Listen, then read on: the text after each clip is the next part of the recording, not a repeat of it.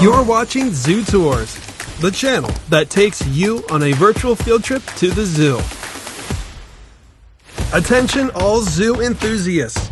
If you love baby animals, you just hate walking, but you can appreciate a zoo that actually works to save animals, then you need to head straight to the Wilds. Located in Cumberland, Ohio, 90 miles east of its sister park in Columbus, the Wilds cut the metaphorical ribbon in 1994 after being gifted the land from the Central Ohio Coal Mining Company. The entire park spans nearly 10,000 acres, which allows for one convincing African and Asian safari. All that space, but the Wilds only manages 20 to 25 species at a time, almost all of which are threatened in some way. And there's more than just exotic animals. You can go horseback riding, fish, and even vacation. These videos will focus on their popular open-air safari, but there is a process. It's reservation only, and you can sign up for your spot online. Just make sure to use the correct date because I may or may not have driven up on the wrong day. Once you check into the parking lot, a bus will arrive to take you up the main hill. When you're dropped off, you still have to check in at the main building. If you have enough time before your reservation, you can check out the Hellbender Center. Of course, on the day that I complain that it's never sunny when I visit, there was a lot of glare. Behind all of it, though, is North America's largest salamanders. These Hellbenders are part of the Head Start program. The Wilds collects hundreds of eggs at a time to ensure their safety and survival. And when the time comes, they'll release as many as they can back into wild areas that are managed by the Wilds. So it looks like we've still got enough time, so we'll walk around the main building to the highest point of the Wilds to take in the views of the fields that seem to just go on forever. Well, it's time to finally head to the bus stop. I always like to be first in line so I can claim one of the seats in the very back. Why? Well, that's less people staring at you. You also get the last and longest view of the animals, and hey, you never know what'll wander behind the vehicle. And we're off. So on our way to the first exhibit, let's get those comments going with this episode's question of the week.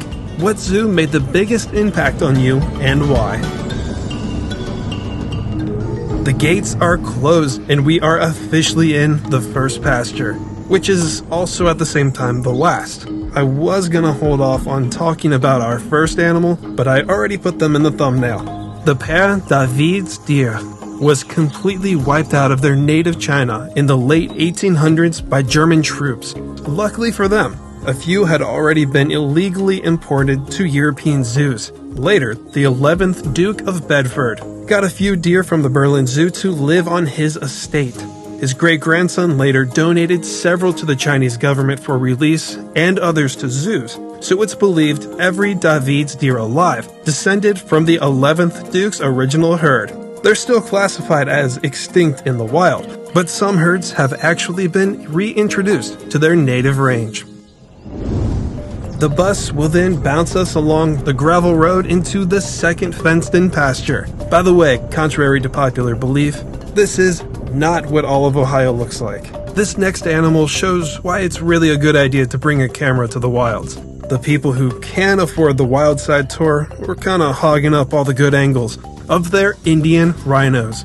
You know all those Save the Chubby Unicorn shirts that use a two-horned rhino for the picture? Well, this is what the designers should actually be using. The Indian rhino only has one horn. They only really use it to dig up roots. So for defense and attack, instead they have 4 extra sharp incisors at the front of their mouth to use against large cats. But their number one threat is poachers, who take their horns to make and sell medicine.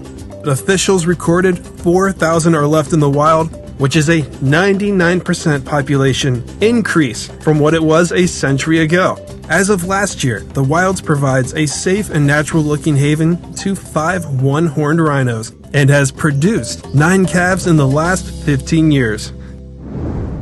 Just beyond these pastures is American bison territory, one of the greatest symbols for conservation. Now, the guides like to say our bison, but I've been told the Wilds helped manage the herd, but they don't actually own them. So we'll be moving on. Though it's not like any of us has a say in when we move. Alright, now it looks like we're about to drown in a herd of wild ass. What, you think that's funny? I mean, it really wasn't. But the Asian wild asses, or Persian onagers, situation in the actual wild is no laughing matter. If you roamed around the semi-deserts of Iran, you'd get a head count of about 600. People illegally hunt them, eat them, use their skin. You know, the unfortunate usual. But you'd think they'd be a little more common. After all, they look like something you'd see next to Shrek. I hear they're just as stubborn as a donkey, as seen here by their refusal to get out of the bus's way. But the onager isn't domestic. Hundreds of years ago people tried, but this wild ass cannot be tamed. Their Bactrian camel friends, though, they were domesticated. But that's for another time because we'll be seeing them later. After the first couple pastures, that means we're approaching our first true stop, where you can stretch your legs and roam around for 15 minutes. You can either feed parakeets, but I like to prioritize my time at the lake trail. About halfway down a long, winding downward slope is the wild's only traditional-looking and traditional-sized paddock, with red-crowned cranes, one of the park's few birds, and central Chinese gorals, ranges in borderline inaccessible mountains, yet they're still hunted for their meat and remain a vulnerable species. Since you're on a time restraint, you gotta look at them quick, because the real action is at the dock on Spillman Lake. You're given a beautiful panorama of the very first field that we saw earlier. Without a camera, it's almost impossible to make out what you're even looking at. But not everything is off in the distance. Just below your feet are catfish and bluegill, which you're allowed to feed. We also noticed huge footprints that don't belong to any fish.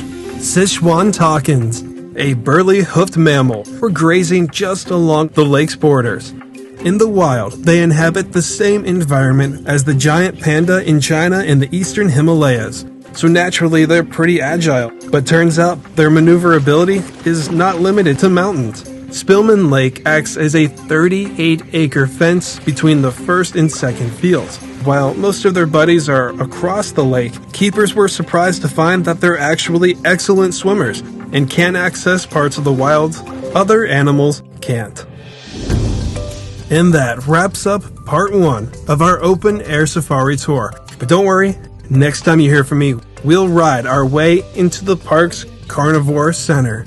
On your way out, be sure to stop by the Zoo Tours gift shop where everything is still 20% off. Just remember to use the promo code ZOO123. So stay tuned, see if you can answer this episode's trivia question, and thank you all for watching.